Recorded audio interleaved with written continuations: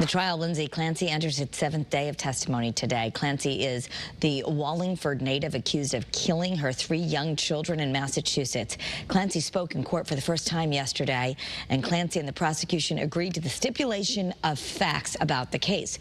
This will remove days of testimony about the children's deaths. Do you understand that? Yes, Your Honor. All right. You're also at trial where we are now. The defense argues she suffers from postpartum psychosis. They claim she was over-medicated and should not be held criminally responsible for the deaths of her 3 children. Today, jurors should hear from doctors who prescribed the medication. We'll let you know more at 4 o'clock.